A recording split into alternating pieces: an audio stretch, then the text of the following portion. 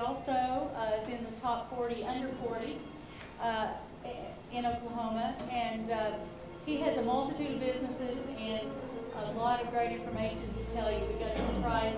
Actually showed him a little bit early, and so he was nice enough to come into the previous class and talk with him for a little while. So I've got to hear him and can tell you you're in for a real treat.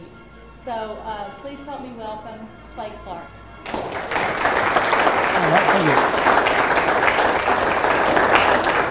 All right, does everybody have a note-taking device? Okay. Kind of today, I want to just get an idea here. How many people in the room would like to start a business at some point? That's something that you aspire to do. Okay, who here does not want to start a business at any point? Not your thing. You're just kind of here hanging out. It's okay. Okay. All right, it was okay. And as far as people here that are wanting to start a business, does everybody here, by show of hands, who knows what form of business they want to get into? Maybe what industry or what niche do you want to do?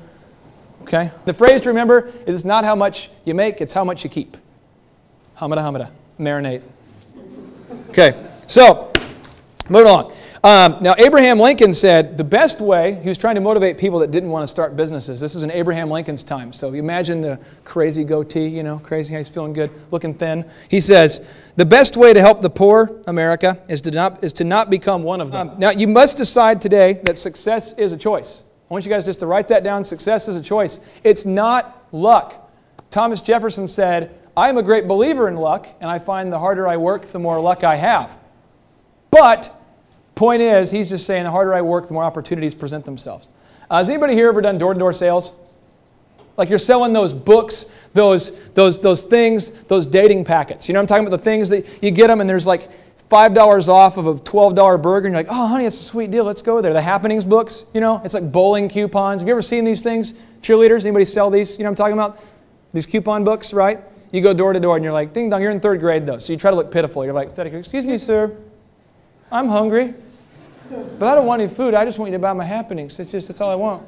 You know. So what happens is you're able to go door to door, but the more houses you go to, the more people that'll say yes, right? That's just how it goes. So Thomas Jefferson's just saying the more people that you cold call, the more deals you close. The more houses that you show, the more you're going to close. The more times you take your ACT, the higher you're going to score. Okay? I took it a bunch of times. Just kept getting better. I got a good strategy going, a good batting stance the last couple times. Okay. But moving along here. Now, point 2 is it says life requires a combination for success.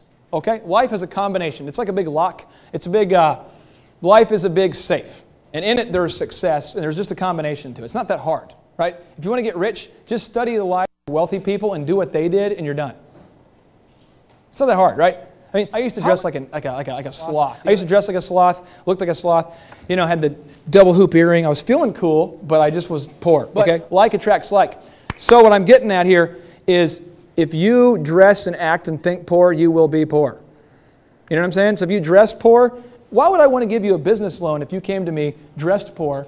Why, you know what I'm saying? Why would I want to do that? So you got to think, look at the combination and do what they do. So let's choose a profession. If you wanted to start let's go with start a company that did some sort of public speaking, what would be the best way to get that off the ground? Can someone tell me where you'd start? If you start a public speaking company, you wanted to book yourselves as a motivational speaker, how would you start? Anybody? Anybody here? Try to accredit yourself. Try to accredit yourself? Make you seem worthwhile. Would it make sense to go on YouTube and maybe watch the best speakers in the world and just kind of try to copy what they did? Maybe try to do what they do and then try to maybe improve upon it, you know? Would it, or if anybody here, does anybody here play sports still? You played any college sports or anything? Or anybody here play baseball in college or high school? Baseball? Anybody here? Baseball. Would it make sense for you to try to like develop your own pitching, like sidearm, underhand, weird concoction like thing? Or would it make more sense to look at an established pitcher and kind of copy his form? You know, so what I'm getting at is just look at the combination for the career you want to get to. If you want to get into real estate, there's a guy in Tulsa named Daryl Baskin. Wow. But studying him, you're going to get a lot farther ahead than you would if you go to like every seminar in the world and read every book, because you just want to study someone who did it, you know? And, okay, so again, you got to realize life has kind of a combination to it. The third thing is that you have to understand that if you can conceive it, you can achieve it. Okay? If you can conceive it, you can achieve it.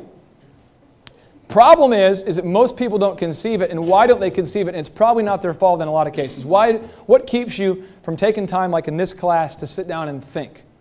For those of you who wrote down what you want to do, and this is the first time you've done this for years, I don't know why, but why was it the first time you wrote it down? For anybody who wrote it down for the first time today, what you wanted to do and why. Why was it the first time? Anybody? Anybody? Why do people take... Henry Ford said that thinking is the hardest thing there is to do. That's why so few people do it. Okay? Seriously, what does that mean, though? What would keep you from sitting down and dreaming and coming up with a big plan? What would keep you from doing that?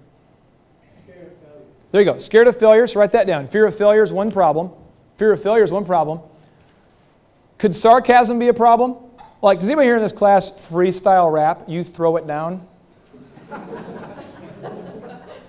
We got too many Caucasians to do this. Okay.